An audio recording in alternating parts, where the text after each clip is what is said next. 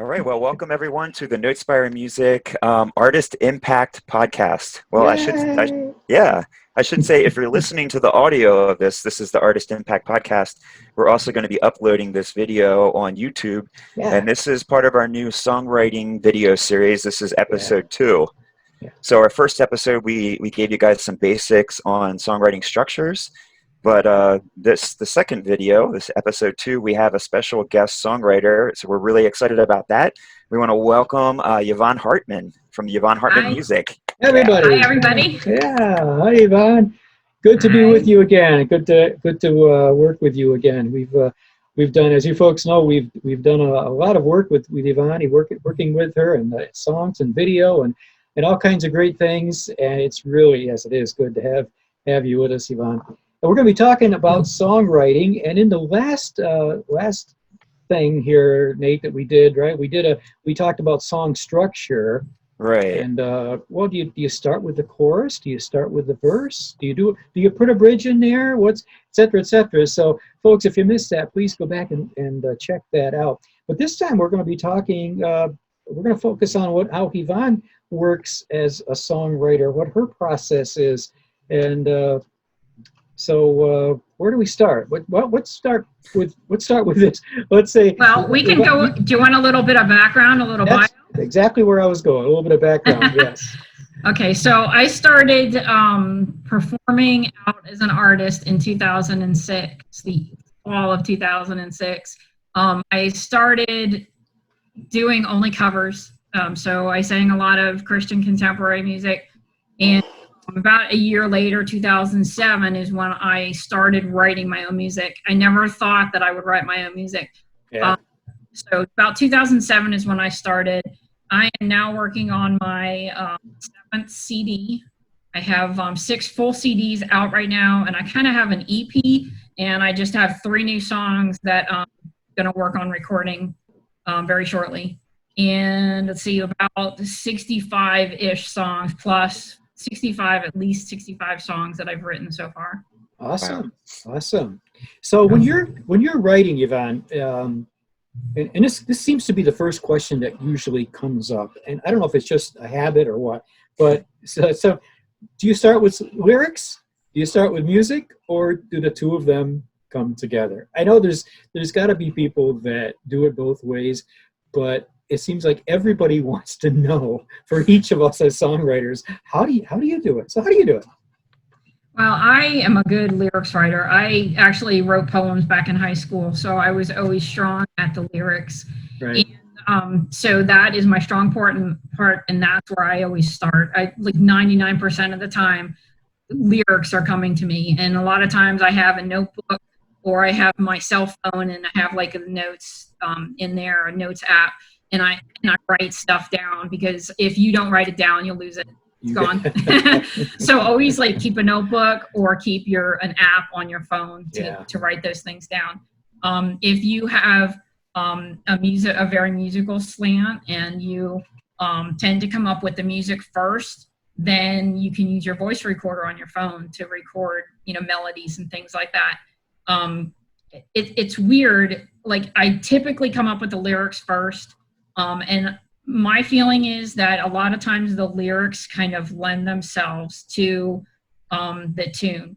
You can pick a different key, of course. You usually pick a key that, has a certain chord, different chords, and you can kind of start with that, and that can go like up or down or whatever. But really the melody is what makes it different. Because like the chords, like how many songs do you know with like G, C, D, E minor? Mm-hmm. Like a zillion of them, but no, they're not. What stands apart is the rhythm, the melody, mostly the melody. That's what really distinguishes the song. So one thing that I've really learned over the years with writing melodies is that when I first started, I really stuck to, we picked, I used to have a guy that I used to co-write with a lot, and we would pick a key, and G tends to be a good key for me. But we pick a key, and then, you have those, 4 chords, and sometimes you can stick that up minor chord, but typically you have like your 4 chords, and I would really stick to that chord structure for my melody. I would not stray from that melody, and my songs kind of were boring that way. I didn't have a whole lot of variety. And so in the last couple of years, I actually went to a bunch of songwriting workshops. I was able to go to Aspen twice to a songwriting workshop, and kind of got to write a little bit with Matthew West, which was like a real highlight. That was so cool. Very cool. And I met him twice, both years. And then he was like the mentor in our small group for songwriting the next year. And then I've also been to Nashville to the Full Circle Music Studio, and they ran a workshop where we wrote with some pro songwriters. And the one thing is that you really have to, the melodies are really what make songs stand apart. So don't just stick to that like chord progression. Try going high, try going low. Right. Sometimes the lyrics lend themselves to going high or low. Yes, like if you're talking about something that's like you're depressed, or it's dark or something like that, you don't want to like have this like high kind of melody line. You probably want like a lower melody line. Yeah. If you're talking about something that is kind of low and thoughtful and things like that, you might want to try minor, like a minor key. Minor key, yep. Lends itself to that, to what you're talking about in the song. So you want to make sure that your music goes along with the lyrics that you have written.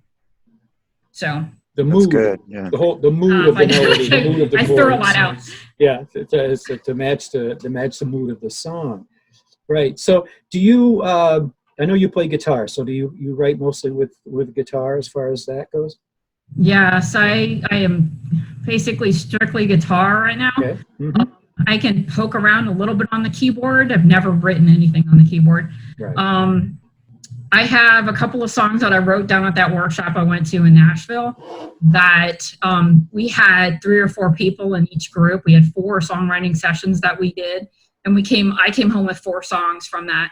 And so some of those songs, they kind of came, it was amazing to watch them do it, because they have a whole, what they called a rig, which included a computer, which included like a controller, and they could do all kinds of different sounds in it. And basically we came out of those songwriting sessions with a working demo for each song.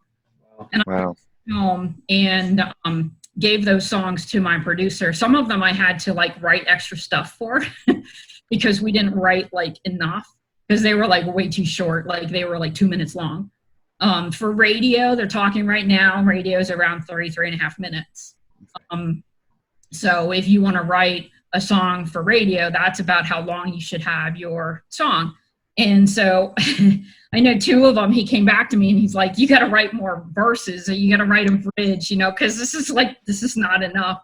So those songs I actually wrote extra like verses to and things like that. The one I know, My Story Now Is Yours, is very like keyboard based. And that was the pro songwriter that was with us kind of like did a lot of that. So like, I don't even have a chord sheet for that song, because like I never figured out what the chords were. Oh, wow. I sit down and do it. But mostly when I do it to tracks. So I am blessed to have a producer, guy that really treats me well. His name is Kevin McNulty from Symphonic Music. And I know when I was down in Nashville for the thing called The Objective, I've gone down there like 4 or 5 times now. And we always tour Dark Horse Studio. Is the last couple of years we toured that studio, which is an amazing like professional studio. And there's a guy there that, is kind of like the guy that is associated with the Extreme Tour, and kind of gives us the tour of it. That's the studio that he records at. And so like a couple of years ago when I had went and I first asked him, and he gave me a quote for like doing a song, $3,000 for one song. And that was just the production. That Yeah. was including like recording time for like, you know, recording vocals and stuff like that. And I don't think recording anything. I was just like producing it. Yeah. Now I can't afford that. No. I don't know who can. I think we should say that all recording does not cost that much. No. You Well, guys my can, producer, you guys can that's get kind of into where it. I was going with that. Yeah, okay. My producer's a lot cheaper than that. Okay, good, yeah. So he gives me a good price. Good. It helps that I knew him from high school. So, you know, he kind of started out at a higher price and his like dropped it, and he frequently gives me like little deals for doing multiple songs. So I'll schedule multiple songs with him and Jose, like, you know, buy 3 songs and get 1 free. Right. So, yeah, if you can find something like that, it's awesome because like they'll help you a lot, especially if you're not good at all the other instruments, or you're not good at doing this stuff in the computer and like on a controller. I bought a controller, don't really know how to use it. So I kind of rely on him to do all my production, and he does all the instruments and everything for like a flat price for a song. So he's been really good for my my music ministry. Yeah, let's go back to the lyrics here for a little bit. You said you primarily start with the lyrics, and you were talking about, you know, write it down or you'll lose it if you don't. So I imagine if you're someone who's keeping a notebook and you're writing down lyrical ideas all the time, that not all of those lyrics end up being a fully completed song, right? No, I have a notebook of all the songs I've written, like all the papers, because I've tried to write stuff on the computer, and a couple things I have, and I ended up putting them on a paper anyway. So I guess I'm curious. I have like this notebook, and it's funny how many, like I'll go back, especially in the early days, there are ones that like I never came into songs. They're in there, but I never wrote them into songs. And so that's what I'm kind of curious about. How do you know when you're working with something like, how do you know this should be a song, or this is going to become a song, versus, well, this isn't really going to pan out? Like maybe there's somebody that's just starting out, they have a lot of ideas. How do they know if this is worth becoming a song or not? Well, some of them I think I just kind of gave up on. You know, I kind of like went down this path, and then it kind of like hit a stone wall, and just didn't go anywhere. That happened a lot more in the early days. Now these days, there's a lot of times where I get an idea and it like mulls around in my head for like weeks. You know, it'll like keep bugging me. It's like God going, doink, doink, doink, I want you to write a song about this. And then all of a sudden, like stuff will start coming. And sometimes I'll like write a chorus, and then, okay, it says that it's going to end in 10 minutes. I don't know. They were given extensions. I don't know if they're done with that or what. Hopefully it's not going to end in 10 minutes. Now I forget what I was saying. Oh, you said that God kind of gives you promptings, like write a song about this. Yeah. So a lot of times I'll go and I'll write like a verse or a chorus, and maybe a verse and a chorus, and then I'm stuck. You know, and like I'll work on, I can't really think of where to go with the second verse, you know, and then sometimes I'll just put it down for a while, you know, and then it'll go for a week, 2 weeks, you know, whatever. And all of a sudden I'll pick it up again, and I'll be like, oh, let's work on this. And then like more of it'll come. You know, a lot of times I'll like the Sunday, I wrote like an entire song on Sunday, like the whole thing. I don't know where it came from, but and it's funny. Don't tell my pastor why I was doing it during church. The things that he was talking about in the sermon got into the song, because that's a lot of what I do. I get a lot of my inspiration from sermons and conversations with people, but a lot from sermons. And the funny thing is that idea came from the idea that I had for this song came from a conversation that I had the day before with one of my friends. And the song is kind of about this crazy pandemic thing that we're in right now. And my idea was, you know, be bold, you know, bold. That was my idea for the song. And when I was listening to the sermon, I started to get ideas, and basically kind of wrote out like a first draft of the song. Almost by the time the sermon was over, I almost had like a full first draft. Now I have edited it several times since then. You're always like tweaking the words. And then when you go to put music to it, you're definitely tweaking the words. I'm a very good like cadence person as well, what I call cadence. And that's kind of like how the line like kind of falls with the rhythm. Yeah, the rhythm of the lyrics and word, yes. Right. Because things have got to kind of fit.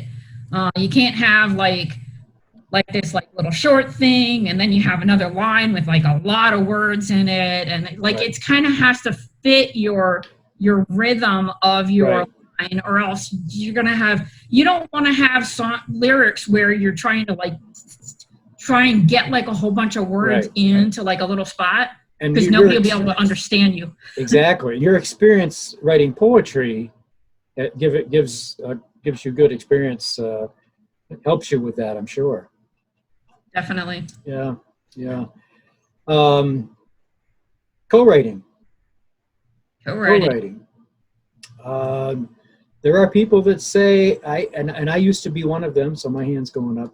There are people that say, I know how to write, I know how the song should go, I can write it, I can play it, I can sing it, I'm going to do it myself, I don't need any help. Thank you very much. But that's fine for some, and that's nothing wrong with that.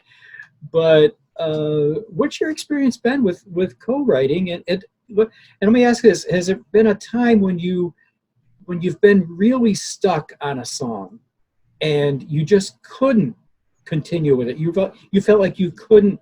This song just wasn't going to get done unless you had some help. Have you ever experienced that?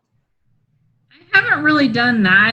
In my early days, I had a guy, his name is Steve Myers, and he helped me. We used to have guitar lessons, then they kind of gradually went over to artist development sessions and co-writing sessions, and we would write a lot of music together. And a lot of times I kind of went to him with lyrics, and he would help me put the music to it. Okay. The music, and I was really good at the lyrics. He would also edit my lyrics. He was very good at editing my lyrics. Okay. So the other thing with the lyrics is that you don't want to make things like too complicated. You don't want to have like 5-syllable words and things like that. They will be difficult to sing, believe me. Yeah. It will not sound that pleasant. So you have to, like, one of the things is, keep it simple.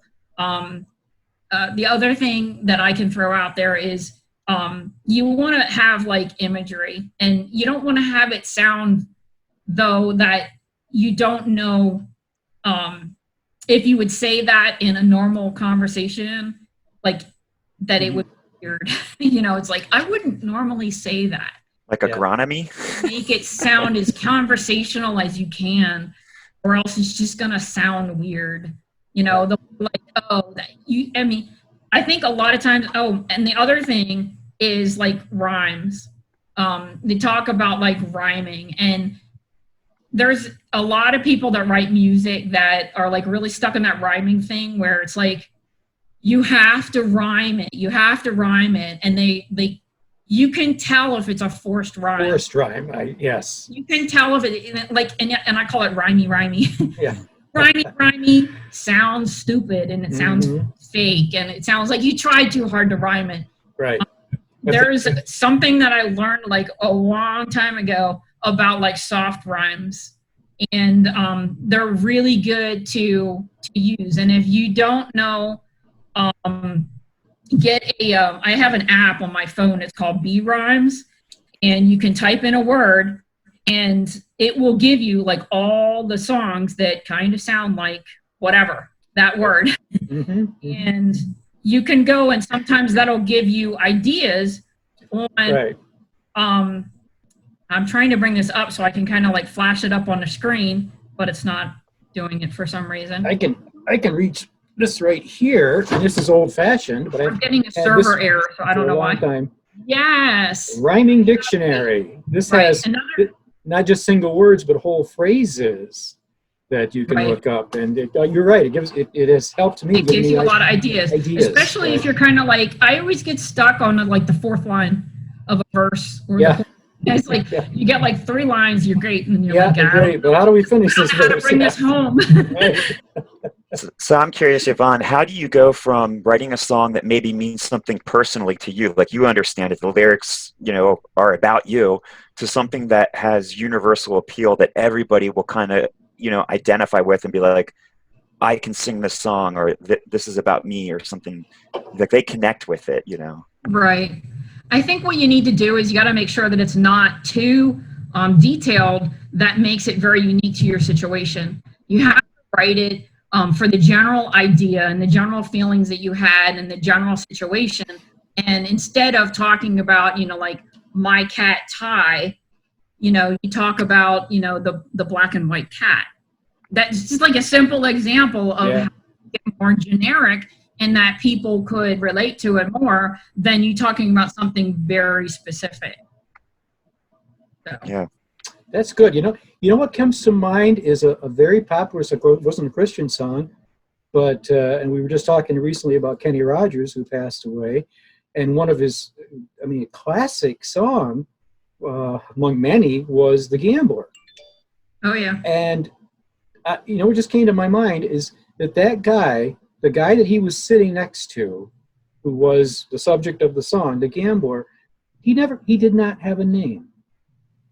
Right. They did not give that guy a name. He was simply the gambler. Right. So there's a little vagueness there. Whatever that word is, I'm trying to.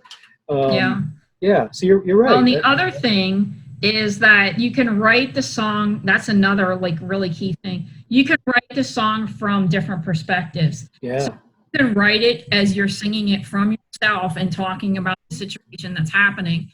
Or you can talk about it from a third person, like you are kind of the narrator and you're talking about that situation over there.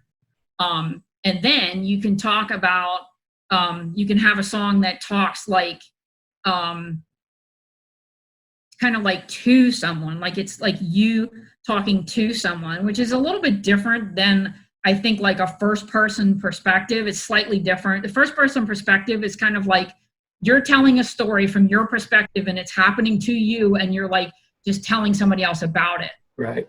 And there's I'm talking and I'm talking to that person or to whoever's listening.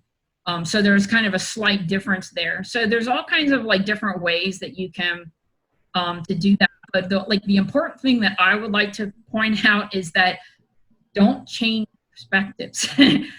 Stick with this perspective, and you can't change. I've heard that in songs before, heard it with people, and it's they start talking about they're talking, and Christians do this a lot. Christian music does this a lot, where I don't know, I just heard it the other day, and I'm they just changed perspective.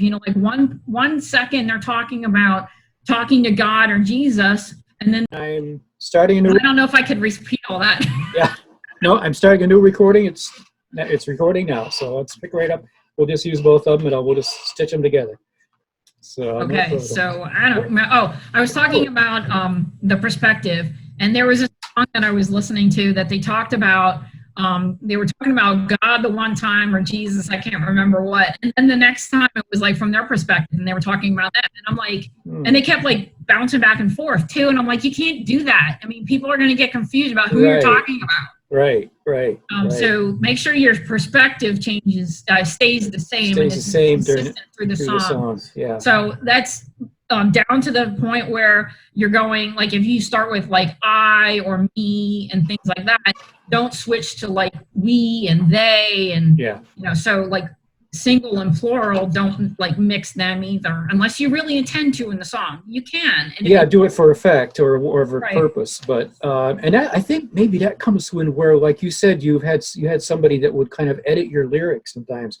It's good, isn't it, to have somebody, another set of ears and eyes to check those things out just to make sure. Oh yeah. He was a real wordsmith.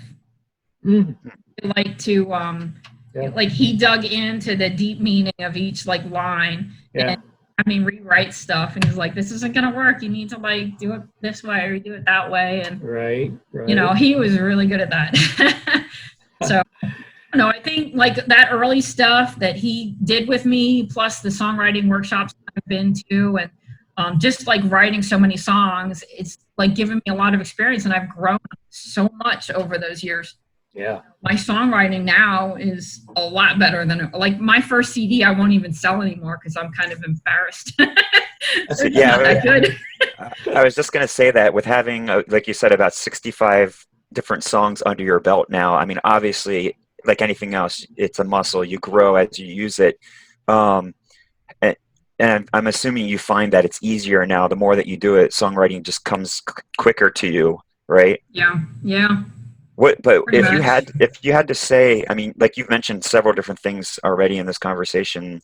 If there was one thing that you had to point out that helped you the most to understand how to write songs, what would it be? Like, would it be one of these songwriting conferences, or like meeting with somebody like Matthew West and like walking through how he puts a song together, or something else, or was it a combination of things? I think it was a combination of things, but I'll tell you what, the songwriting workshops that I went to, I think helped me a lot, because the ones that we went to in Aspen, they actually showed us how they did songwriting. Like, they did like right in front of us. And that was really incredible to watch them do it. And then they were like, okay, now we're going to break you up into groups and you're going to write a song. Well, great. So Yeah. that one was good. And also the one down in Nashville was incredible because we had a pro songwriter, like, and they gave us like 2 hours to write a song, come up with an idea, write a song, and come out with a work tape at the end of it in 2 hours. It was pretty intense. And I felt like very intimidated there because I felt like I was really, first of all, I was like probably the oldest one in the room. They were all like kids. Oh boy. Yeah. It was like they were probably all under like 30. And there I was.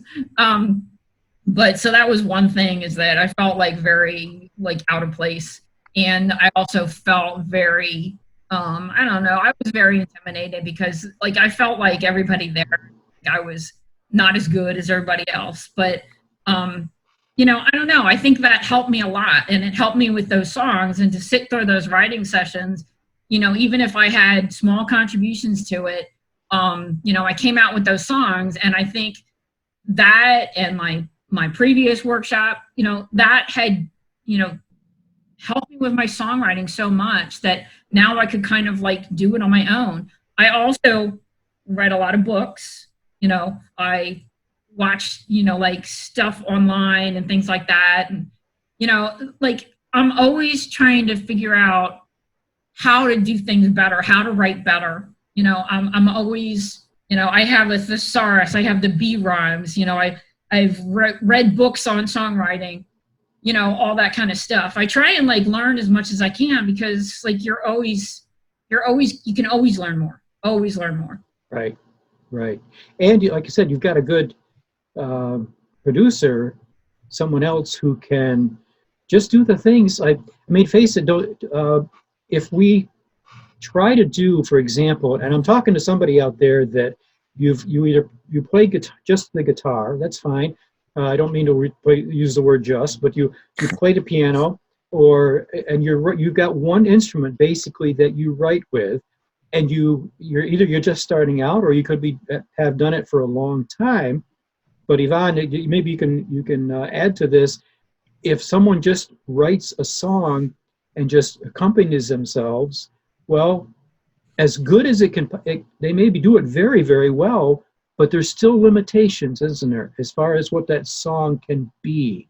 If it's just a vocal and a guitar, or even a vocal and a piano, a vocal and one instrument, I'll say, there's limitations. So, and you've said earlier, and I don't want to rehash it, but working with a producer that can add instruments and add production to the song, can take that song.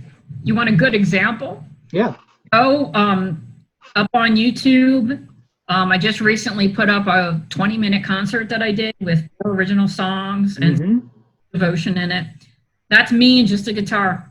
I did some Facebook Lives just recently with this COVID-19, and I did maybe 4 or 5. I think I've done 4 or 5 Facebook Live concerts. Okay, so that's just me and guitar.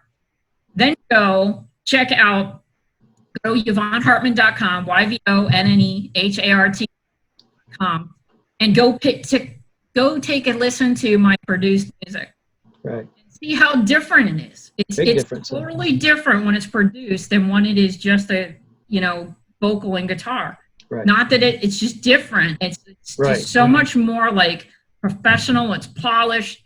You have all those like bells and whistles of, first of all, like live, you can always, you hit wrong chords or you hit wrong, and, they're gone. In the studio, you can like make it perfect, Right. Right. Take as many takes as you want and you get it perfect. And, Yeah. you have all of the percussion, you have all the strings, you have all the keyboards, all that stuff. And like the normal person, like it's great if you're talented to do all that stuff. Most of us are just songwriters and we just want to be songwriters. We don't want to learn how to do all that stuff. And that's kind of where I'm at. It's like, I don't learn how to do all that stuff. I'd rather just pay somebody else to do it. So, and we're not trying to say that, and we're not trying to say that if you just want to sit and write songs, sit and play a guitar and sing them, there is absolutely nothing wrong with that. We don't want anybody to get the wrong idea. But and again, we like to say here, it's different is not necessarily better, right, Nate? It's just different. So a fully produced song, how do we say it? We don't want to say that it's better, but it can take a song from here to here, or maybe more accurately, take it from here to here. Just again, different. Yeah. So I know it depends also what you're doing it for. Are you going to do it for playing out live? Right. And do you just sing with your guitar? And I'm sure do you play with a band? Right. Yeah. Have other instruments that you play with a band. Right. I did that for a while. Yeah. Went back to solo in about 2015. Yeah. But you have that aspect, and then you go that step farther and have the fully produced version. And it's like, I know as a songwriter, when you hear that finished version of your like little baby, which we all have that like, oh, this is my baby song. But when you get that produced and it sounds like so professional, and like you have people tell you like, wow, that should be on the radio, and you go, yeah, I know. Sure, you can get it there, but it makes you so proud because it just sounds like so professional and so better. But yet there's a whole lot of people that tell me, like, oh, I love the vocal and guitar. It's great. Yes. Different people like different things. And both it have their depends voice, also on different style of music that you do as well can lend itself to being more produced or less produced as well. Right. Yeah, well, I think there's a whole genre out there now. I mean, people say, I'm a singer-songwriter, and that's what you kind of come to expect. Oh, it's a person on guitar just singing, or a person playing piano and singing. But when you hear like a radio edit, you kind of do expect a full production, like you said, like all the bells and whistles, the little lead guitar parts in the background, and the strings and everything like that. Singer-songwriters are pretty prolific, and they seem to do really well, and I don't think they're going to go anywhere anytime soon. So that's okay too. Yeah, that's true.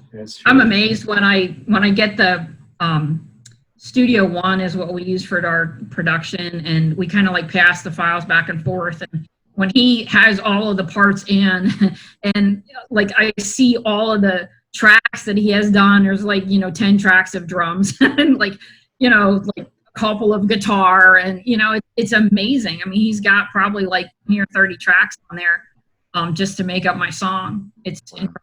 Yeah. I'm hoping to schedule a trip down there this year. I was in Nashville actually in May, which got pushed to June, which I probably am going to cancel and just go to my studio instead and do. Awesome. Final thoughts for the songwriter out there that's listening to this, and I don't know, Nate, which should we do? Which topic should we address? Would discouragement be a good topic right now, or something else that maybe our listeners? I have something. You have something, good. Yeah. Because I don't. Okay, Go ahead. So talking about discouragement, what they say is that you should write, write, and write, and write. Just keep writing. You know, you're like, they have stories and stories and stories about people that wrote hundreds of songs before they had a hit. You know, I'm at like 65, so I got a while to go yet. So, like, you know, you got to get better. And the only way to get better is to exercise that brain and to exercise that songwriting in you. Yeah. The other thing that I always say is that, like, if you're a Christian artist, you know, it's a ministry for us. And the one quote, and I don't even know who said it, but I picked it up somewhere and I love it. And it's, God does not call the qualified, he qualifies the call. Yeah. And no matter what level that you're at, you know, God uses you where you are. I have a song called Bloom Where You're Planted. You know, it's all about blooming where you're planted. God places you there for a reason. Yeah. What he wants you to do is to use your talents for his glory and to further his kingdom. You know, so it doesn't matter if you're the best songwriter or not. The more you do it, the better that you're going to get. So just keep doing it. Right. And a lot of times, if you can't keep doing it, keep from doing it, it's God.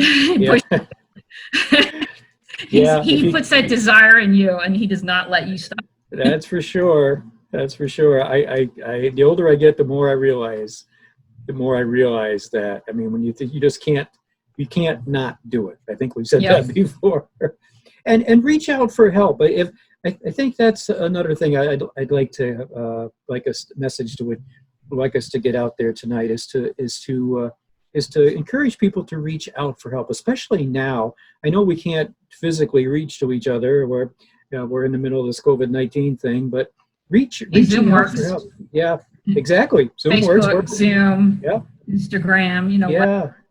Yeah. Don't let discouragement and feeling alone in it stop you. I guess because there's people out there that are feeling the same way, and would love to work together. And I think right now we especially need that. Yeah, definitely. Not alone. Yeah, I think, and I've said this before in like several different arenas, but I think as Christian artists that we're different than secular artists. Secular artists are all about, they want to, get the record deal. They want to hit the top. They want to, they want to go touring through the country and whatnot. I think as Christian artists, we need to make sure that we're keeping our eye on the prize and we're keeping our eyes on God. And this is the reason that we do our ministry is for God and for Jesus and to further his kingdom. And we need to support each other. This is not like I'm going to step on you to get higher. This is how can I help you up? That's exactly what we're doing in this artist series. Take the, look at my, what my music video ended up. You want to bring up the next generation. Right. Help each other out. Even if that next generation, maybe that next generation person is older than me. They still might be younger than me in songwriting. Yeah. But I want to help them out. Yeah. The more of us we have out there preaching the gospel through music, the better. Right. God wants us all out there preaching the gospel through music. That's why he gave us music, and that's why he gave us the gifts that he's given us. Yeah. Well said. Where can people find out more about you, Yvonne? Probably the best place is my website, www.yvonnehartman.com. That's YVONNE for those that you don't know how to spell that. Hartman, HARTMAN.com. I have a Facebook page, Yvonne Hartman Music Ministry. Instagram is Yvonne Hartman Music. My Twitter is Yvonne Hartman _ because Yvonne Hartman was taken, and that's what I took. What else do I have? I have all kinds of others. So YouTube. There's a Reverb Nation.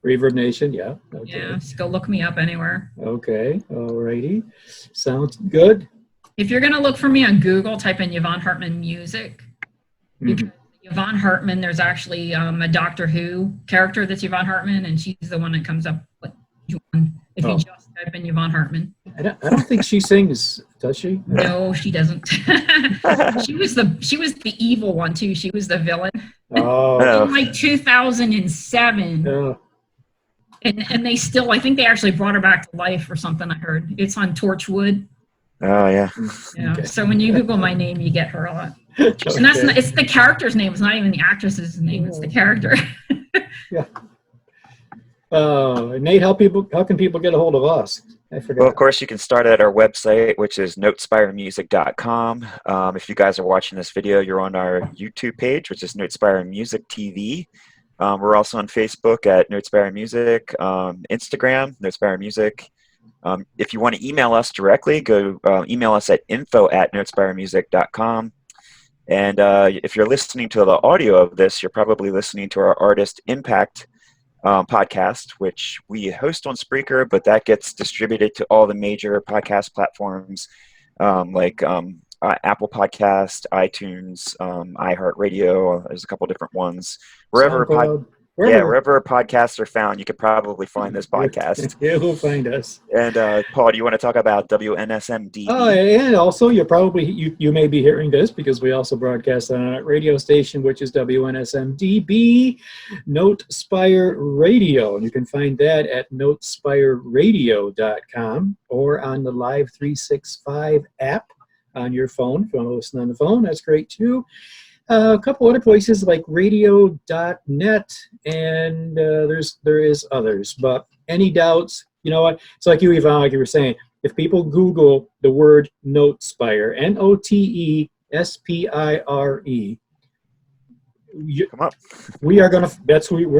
Come up. we're gonna find us. Yeah.